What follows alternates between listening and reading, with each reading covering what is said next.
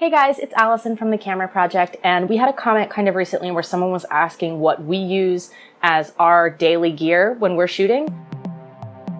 This is actually the third time I'm recording this video. I've done it 2 other times and kind of fucked it up, so this third time's a charm. Anyone who's following me a little more closely on my personal social media knows that this summer I was selected as a World of Beer Drink It intern. And what that means is I was kind of traveling a lot this summer and creating content directly for World of Beer. Shooting not just pictures, but also video. They flew me out to San Diego and Kansas City, and most recently I was in Belgium for a few days. So what I'm gonna talk about today is kind of the setup that I use for something like that when I am a one-person production outfit.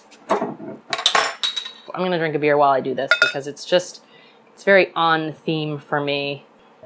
Let me start by apologizing if the quality of the video you're currently watching is not that good. I'm recording it with my GoPro because I have to show you the cameras that I use, so I obviously could not use those to record this video. Otherwise, it would look a lot better, but logistically be a nightmare.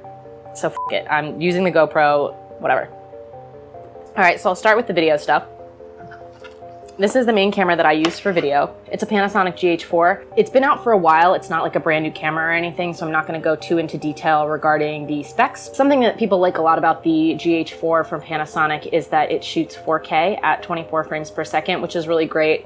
And it gives you a lot more kind of versatility in editing. It also shoots regular HD in 1920 by 1080 at 60 frames per second and as high as 96 frames per second, which you're gonna lose like a little bit in the quality when you go that high, but it's like nice to have. The body is a Micro Four Thirds. That bears saying in case that's not obvious. It allows a smaller body that is more portable. And that's kind of a big theme with all of my gear is portability. For instance, when I'm sent to Belgium, I'm not having to just carry my camera gear. I have to carry my luggage and I have to carry my laptop. The other thing that I like about this camera a lot for video is that it's very scalable. If you did want to like kind of upgrade this later to get like kind of more of a full frame image quality, there are definitely ways you can do that. There's tons of places online to find out more information about that, and actually a lot of YouTube videos where people will talk about how to kind of get the best results from your GH4 and like what other different accessories and stuff you can buy for it to get the best out of it you possibly can. On this body, I usually keep this lens. It is a Olympus 12-40 f2.8 Pro lens. It's weather sealed, not waterproof or anything, but it gives you a little peace of mind if you're shooting in light rain or dusty, sandy, smoky conditions, anything like that. I really like this lens because it's just a really good all-purpose lens, especially for video. I kind of just show up to places and I don't necessarily know what I'm gonna be shooting until I get there. So this one kind of gives you the security to know that it's kind of gonna cover a range of situations.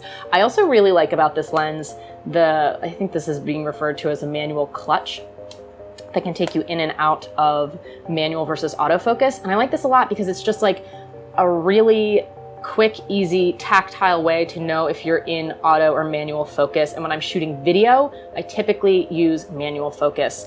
So I usually just leave it like this and I don't have to worry about how the body of the camera is set. It's just like, I know this is in manual focus now. I have this Peak Design strap, which is nice. It's like a pretty thick, heavy duty strap. I like Peak Design a lot because you can kind of put these anchors on any camera and then pop it on and off. I typically use this Rode Mini Shotgun onboard mic, which just goes right onto the hot shoe here, and then you plug it into the mic jack here. This mic is less than $100, so for the price, this is a good piece of equipment to have. It is, I think, necessary if you're going to be recording someone talking on camera. The audio that this would just kind of record by default is garbage, and that is not even a reflection on Panasonic. That's just kind of across the board. Any DSLR or kind of still camera that has video capabilities, any camera really, you need some kind of external mic because what it's picking up in camera is not good, and it's going to be noisy and it's going to be crappy and it's going to be unclear unless you're in a super quiet room. And even then they tend to have this automatic gain that makes it sound not very good. Oh, also for video, we use these little iPhone lavs. Both of mine are from Rode, and it just plugs right into your iPhone and record directly to the app, and then you can send the audio wirelessly, obviously, via email or Google Drive to your computer, download it. You have to sync it after the fact, which is obviously, kind of annoying and time consuming, but it is even better than the shotgun mic, especially if you're setting up an interview or having somebody talking, especially if you are kind of going to be moving away from your subject, if they need to be independently mobile and all that sort of thing. I think it's massively helpful. The other piece of equipment that I use with this camera, in addition to the mic, when I'm shooting video, is the GorillaPod. This looks like a cheap piece of toy, but it's actually really, and it's not very expensive. I think these are, range from $50 to $80. And this to me has been such an indispensable piece of equipment because it just screws right onto the bottom like, any tripod obviously would. It's super small, super light. It fits in your backpack. For me, if I'm shooting video, I put the strap here so I can kind of do like this if I need to.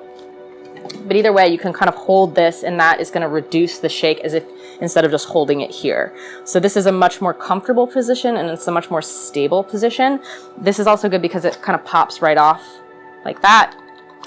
If you need to set it down really quickly, you can just do that. It's great if you're kind of sitting down to interview somebody at a table. You can just really quickly do this instead of kind of fumbling around with all manner of monopods and tripods. I think this is a really great solution for somebody who's needing to be agile while they're shooting. I kind of like to have as little equipment as possible and the most portable equipment possible. Moving on to the still setup. So the camera I carry every day is the Olympus OMD EM5 Mark II. We did a thorough review of this camera, so I'm not going to talk too much about the camera itself, but I will talk about why I like it. This is again a Micro Four Thirds body. So it's nice and small, compact, it fits in my bag. I do carry this camera more or less every single day. I have on it the 17mm prime 1.8 lens, which I love. I think it's a really good kind of normal focal length lens. It's very good in low light. So again, this lens also has the kind of manual clutch feature that I talked about. It has Wi-Fi, you can send things directly to your phone or device, which is great when you're traveling, to just be able to get stuff online immediately. That's kind of a big part of what I was doing for World of Beer's social media coverage. So if I'm shooting pictures, I can send them directly from my camera to my phone to put on Instagram or Twitter or a blog, what have you. Peak Design strap on here. So if I were to put the heavier lens on this smaller body, I can swap the strap off and put the heavy duty strap on this body. This also shoots video, and it shoots reasonably nice video. What's good about that and why I carry these two cameras is they both shoot video and they both shoot stills. I have one that I prefer for each function, but if I want to do a 2-camera setup, I absolutely can do that reasonably quickly and easily. I know a lot of people say Sony's A7 series is really great for video and stills, and I agree with them, but I wanted to have 2 cameras so that I could do 2-camera setup, and for me it made the most sense to have 2 Micro Four Thirds bodies and 2 Micro Four Thirds lenses. So I'm not fumbling around with adapters, I'm not fumbling around with too many lenses. I have this little folder of ND filters that I carry. These fit on the zoom lens and are, primarily I use them for video. When I want to cut down on light or get a more shallow depth of field in any situation, these are great to have. And this is the other thing that I carry on a daily basis with this camera. This is like a little case for a point and shoot camera, but I use it to kind of carry all my little backup stuff. So it has a card reader, it has spare batteries, it has spare cards in little card wallet, and it has a lens cleaning cloth. So just kind of all the little bits and pieces that are, you'd kick yourself if you left it home. I like to keep in a little bag like this. It's small, it's compact, I know where all my shit is, which is kind of a common issue for me, is not knowing where stuff is. And then I also carry the GoPro, which I'm using to record this video right now, which is again another really nice, versatile piece of equipment, super small. I have the Hero 4 in silver, and I like it a lot because, a multitude of frame rates, you can shoot time lapse, you can take it underwater, again, weatherproof. It's, for the price, I think an excellent piece of, additional equipment. And now I'm also recently carrying this Fujifilm Instax camera, which is 100% a novelty purchase, but it's really fun to have, and it is annoyingly large. So I throw that in my bag when I have room. And I think that pretty much sums up the gear, which I was going to talk about in a quick little video that is now probably 15 minutes long. So sorry about that. If you have any questions, please leave a comment and I will definitely try to answer your questions. And I think that's it. So thank you guys so much for watching, and I will See you next time.